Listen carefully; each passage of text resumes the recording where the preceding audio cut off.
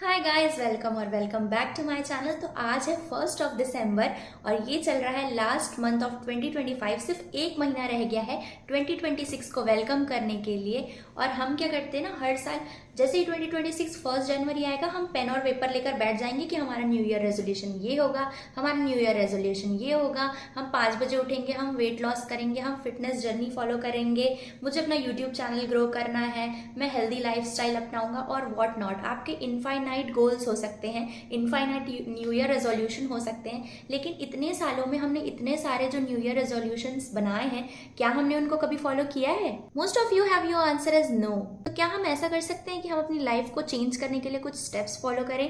क्यों ना हम 1 महीने का ट्रांसफॉर्मेशन जर्नी फॉलो कर लें 2026 से पहले ही, ताकि हम उन आदतों को अपनी लाइफ में ऑलरेडी इंक्लूड कर पाएं जो कि हमें 2026 में फॉलो करनी है। So without wasting time, let's get started. So guys, first is आपको अपना एक गोल सेट करना है, और वो भी टारगेटेड गोल सेट करना है। फॉर एग्जाम्पल, अगर मेरा गोल है कि सुबह जल्दी उठना है, लेकिन सुबह जल्दी कितने बजे उठना है, 4 बजे, 5 बजे, 6 बजे, वो मुझे फिक्स करना है। जैसे कि मुझे पढ़ाई करनी है, तो कितनी घंटे पढ़ाई करनी है, 1 घंटे, 2 घंटे, 3 घंटे, कुछ तो टारगेट होगा ना। मेरा वेट अभी मान लो 60 kg, तो मुझे ये 55 करना है। ऐसा आपको टारगेटेड गोल्स का एक लिस्ट बनाना है जो कि आपको 2026 में अपने लाइफ में चाहिए है। कि मुझे सुबह उठना है, मुझे मेडिटेशन करना है, मुझे अपनी स्किल्स इंप्रूव करनी है, अपनी इंग्लिश इंप्रूव करनी है, अपना जो भी कम्युनिकेशन स्किल है, पर्सनालिटी डेवलपमेंट करना है। जो भी आपकी लिस्ट है वो सारी आप प्रिपेयर करके रख लीजिए। सो गाइज, फर्स्ट पॉइंट तो हम हर साल करते आ रहे हैं कि हमने अपनी गोल सेट कर लिए, लेकिन सेकंड पॉइंट ये आपको बताता है कि आप क्या कर रहे थे आज तक जिसके कारण आपने जो अपने गोल्स थे उनको अचीव नहीं कर पाया है। फॉर एग्जाम्पल, मेरा गोल है कि सुबह 5 बजे मुझे उठना है, लेकिन मैं 5 बजे सुबह क्यों नहीं उठ पा रही हूँ? मुझे आलस आ रही है, मैं नहीं उठ पा रही हूँ क्योंकि मैंने रात भर फ़ोन चलाया है, मेरा दिमाग ऑलरेडी बिजी था। मैं जितना लेट सोऊंगी उतना ही मुझे सुबह उठने में दिक्कत होगी, तो क्यों ना मैं अपना फ़ोन थोड़ा कम चलाऊँ। मान लो मैं लेट से खाना खा रही थी जिसकी वजह से मुझे थोड़ा अनकंफर्टेबल फील हो रहा था, जिसकी वजह से मैं सो नहीं पा रही थी, तो मैं अपना खाना का टाइम थोड़ा सा जल्दी कर लूँ। मान लो मैंने 10 बजे खाना खाया, उस टाइम को मैं धीरे धीरे शिफ्ट करके 9 बजे ले आऊँ, फिर मैं 8 बजे ले आऊँ, तो इस तरीके से मेरा खाने का टाइम जल्दी हो जाएगा। मान लो मैं 10 बजे से लेके 12 बजे तक मोबाइल चलाती थी या 1 बजे तक मोबाइल चलाती थी, तो मैं उसको सिर्फ 10 से 11 1 घंटा ही मोबाइल चलाऊं और फिर थोड़ी देर अपने ब्रेन को रिलैक्स करूं और फिर सो जाऊं, ताकि मैं नेक्स्ट मॉर्निंग विदाउट लेजीनेस के साथ जल्दी उठ पाऊं। सो गाइस, थर्ड चीज आती है कंसिस्टेंसी। विदाउट कंसिस्टेंसी आप दुनिया में कुछ भी अचीव नहीं कर सकते हैं। ये तो बिल्कुल आप गांठ बांध लो इस बात को। So guys, according to researchers, हमारा ब्रेन कोई भी न्यू हैबिट को डेवलप करने के लिए या अडॉप्ट करने के लिए 21 डेज का टाइम लगाता है। कोई भी चीज़ एकदम अचानक से हमारा ब्रेन नहीं एब्जॉर्ब कर पाता है, तो इसके लिए ना हमें कंसिस्टेंट होना बहुत ज़रूरी है।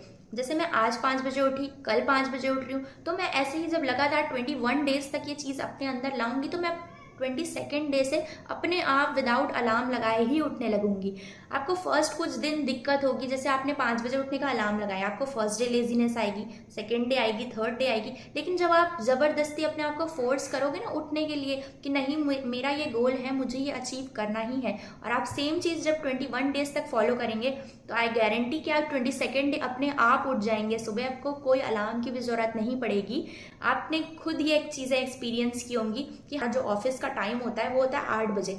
हमको उस टाइम पे उठने के लिए बहुत मेहनत करनी पड़ती है, लेकिन जैसे ही संडे होता है हम खुद उस टाइम पे उठ जाते हैं जिस टाइम पे हमें डेली उठना होता है ऑफिस के लिए। हम सोचते हैं संडे को हम 10 बजे तक सोएंगे, लेकिन ऐसा नहीं होता है। हम जैसे 7:30 बजे अगर मुझे उठना है, मैं ऑफिस के लिए, मेरा ऑफिस 8 बजे लगता है, तो मैं संडे के दिन भी 7:30 बजे ऑटोमेटिक उठ जाती हूँ, क्योंकि यही है कंसिस्टेंसी।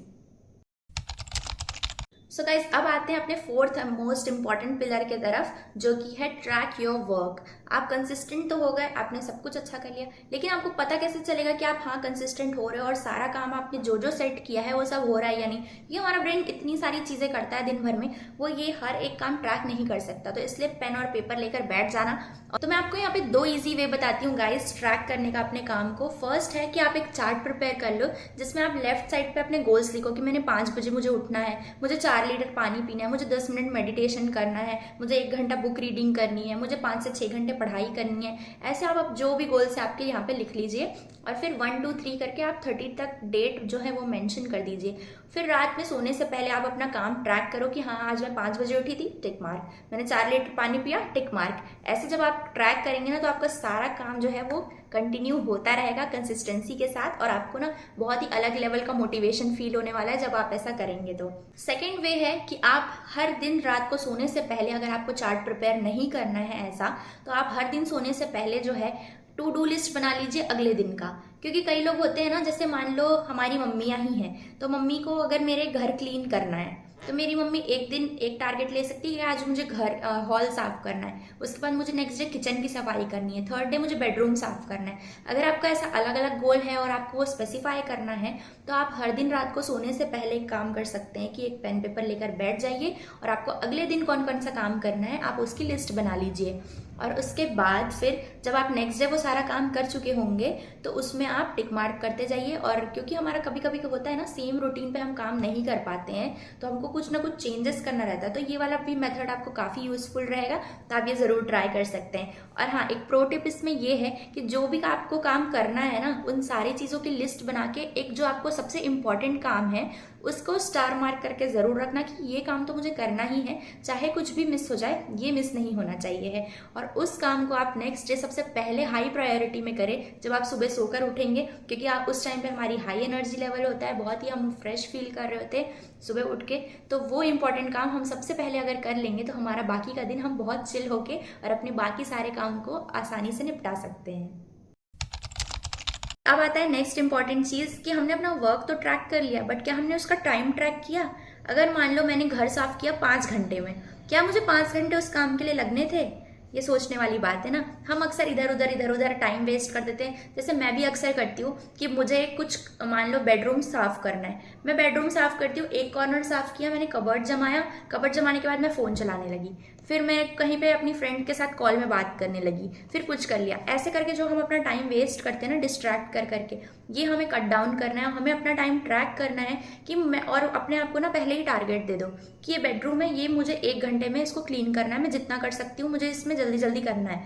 तो आपके माइंड में जब एक टारगेट सेट रहेगा कि मुझे इतने ही टाइम फ्रेम में इस चीज़ को कंप्लीट करनी है, तो आपका काम जल्दी कंप्लीट होगा। जब आप अपना काम जल्दी जल्दी कंप्लीट करेंगे, तो मान लो आप आज तक जो है 12 काम की लिस्ट बना रहे थे कि आपको ये काम कंप्लीट करने हैं, लेकिन आपके सिर्फ 8-9 काम हो पा रहे थे, बाकी 4 छूट जा रहे थे। तो आप जब टाइम को ट्रैक करेंगे ना, तो आप वो काम भी कर पाएंगे जो आज तक आपके छूटते आ रहे थे। नेक्स्ट चीज़ है गाइस मल्टीटास्किंग बनना। मल्टीटास्किंग करके आप अपना काफ़ी सारा टाइम बचा सकते हैं और काफ़ी सारे चीज़ों से अपना टाइम अपने लिए निकाल सकते हैं।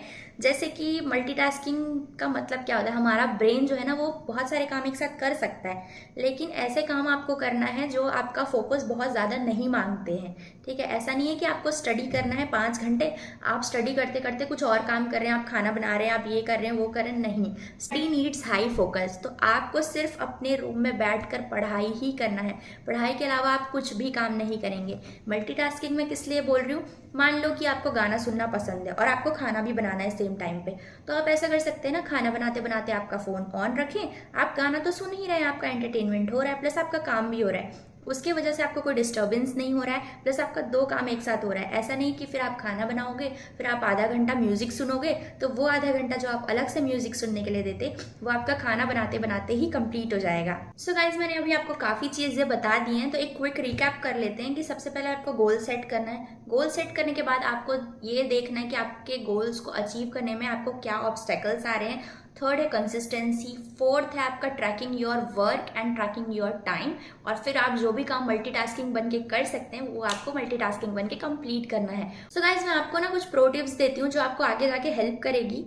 तो आपको ना अपना सोने का टाइम और उठने का टाइम एकदम फिक्स करना है। ये आपका जो सर्काडियन रिदम है ना, इसको बैलेंस करता है, जिससे आपको बहुत ही ज़्यादा एनर्जी और फोकस आपकी लाइफ में आता है और आप बहुत ज़्यादा डिसिप्लिन्ड होते हो। क्योंकि जब आपका सोने और उठने का टाइम फिक्स रहता है ना, तो आपकी जो भी हेल्थ इश्यूज़ हैं वो भी आप देखेंगे कि आगे जाके बहुत चीज़ें सॉल्व होती हैं। जो आपका जो सोने और उठने का टाइम है और खाने का टाइम, ये आप एकदम सेट कर लो कि मुझे इतने बजे खाना है, मुझे इतने बजे उठना है, लाइफ आधी सॉल्व हो जाएगी।